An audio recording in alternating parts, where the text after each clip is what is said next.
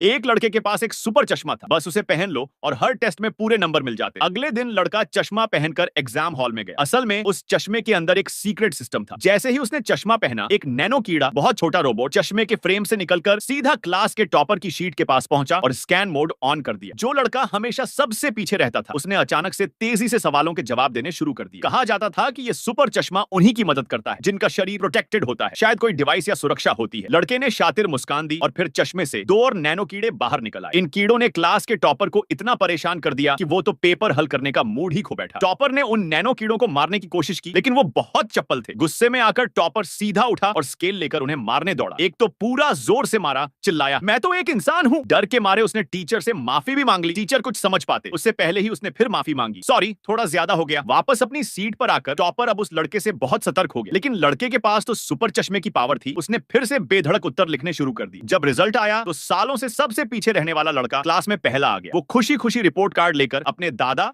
या पापा के पास गया, लेकिन दादा खुश नहीं हुए क्योंकि उन्होंने तो उसे हमेशा सबसे पीछे देखा था। उन्हें यकीन ही नहीं हुआ कि वो पहला आ सकता है। तभी लड़के को असली समझ आई कि टेक्नोलॉजी से चीटिंग करना असली मेहनत नहीं होती। उसने जमकर मेहनत की, खुद से पढ़ाई की और दूसरे टेस्ट में 65 नंबर लाए। हालांकि बस पास हुआ, लेकिन दादा बहुत खुश थे। सीख ये है, जो मेहनत से कमाया गया रिजल्ट होता है वही सबसे अच्छा होता है।